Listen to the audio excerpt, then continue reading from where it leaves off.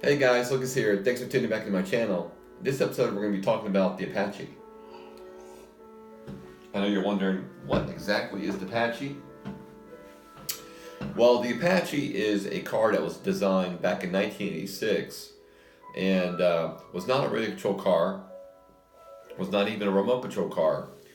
It used just basic AA batteries on the bottom, and I'll show you the bottom in a second. And it used cams that you install.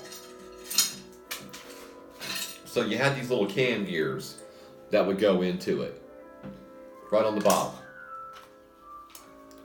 right here. Let me install one. So this one, so you take one out and you install another one. Will give it a different personality of the car. So it almost, in a sense, changes the speed of the car. So you had like four speeds in a sense. Plus you had the low speed and the high speed up top. So I do recall these cars coming out, and I wanted one, but I just never got one. Pretty neat car in the sense that it has a really cool scale, and it is capable of much more, in my opinion. And I'll show you what I'm talking about. So the front has independent suspension, really nice and soft. So it's kind of like a mini Hornet or a mini Grasshopper. So you got the shocks in the back. This one is not all original. So what am I talking about? The wheels on the front are Echo wheels. The wheels in the back are, I can't remember what wheels these are. I want to say these are from a Latrax car. But anyways, the original ones were all flat. They were done. So that was the only thing really I changed out. Now, in order to do any type of modification on this car, you got to be able to get inside to do it. Now, remember, there's no electronics in this car. There's just kind of like levers in a sense. But that's all controlled by the cam on the bottom. So not a whole lot of sophistication going on there. But the transmission is very complex and very fragile. So you have have a neutral, so it just kind of allows the wheels to spin. And then you got a low, and you got the high gear. So just two speeds there, and then you got another speed up front. But in my opinion, they all seem to do the same thing. The ratio is not any different. It's still the same. But when we run the car, I'll show you. So it's technically just two speeds. But anyways, it would change a little bit when you put the cams in it, because it would shift the power circuitry to either 4 batteries, 2 batteries, or 6 batteries. So that's how that all did. Anyways, it's kind of a trick show. So that's her in a nutshell. I plan on making it radio control, like I said. We're going to put a little ESC in here, one of these guys. Little cheap things, you get them for $4 or so. That's really all I'm gonna do is put that in here and run it up a little 6-volt battery pack or something like that. Not gonna put a whole lot of power in this one. This also had problems when I got it. It had a motor issue, and this is the original motor. It's a 280 best motor, which I always find to be pretty crappy. Sorry, that's just my experience with the best brand. So, and it's had a long life since '86 or whatever. So I ordered a new one and I put it inside. It's actually a 280 Mabushi RS motor, much better brushes, and it's rated at 12 or about, no, I think it's 13,000 RPM at 6 volts. So it's pretty good, much better than the 8,000 for that one.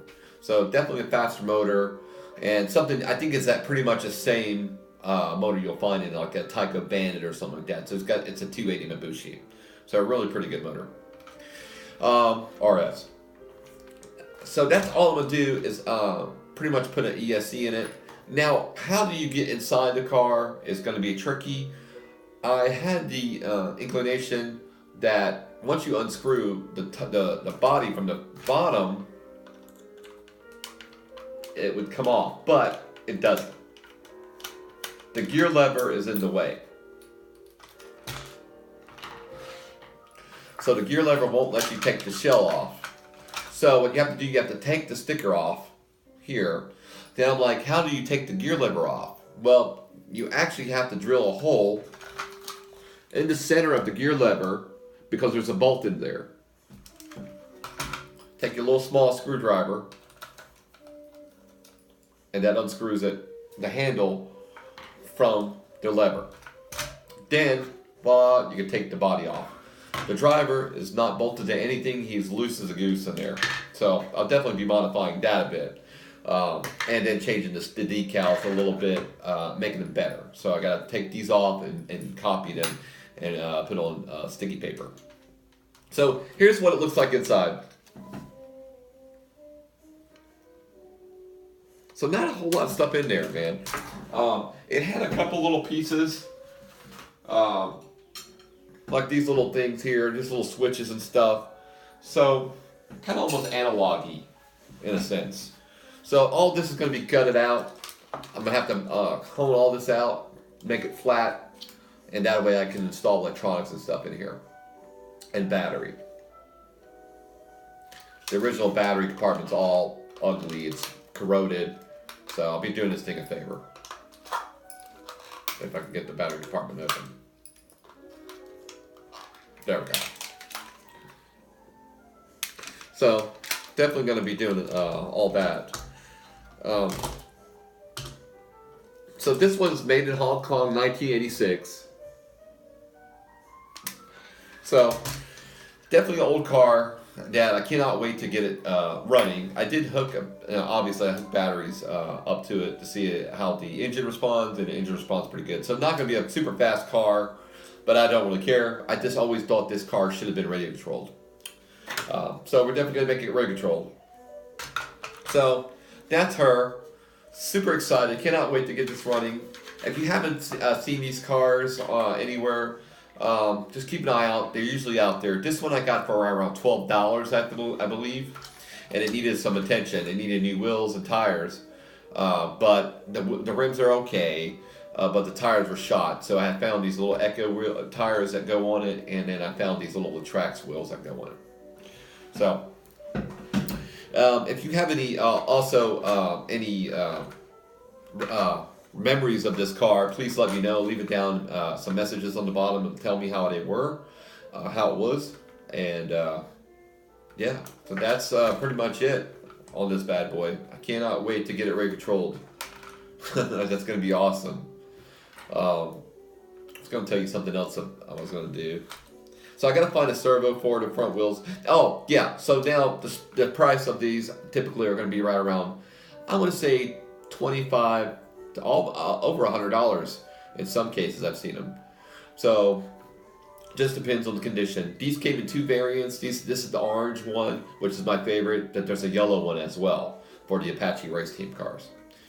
So really cool. Can't wait to get this car. Scale's 1/14, is about 1/14 scale. So kind of nice item. Really good looking for a display piece as well for your collection.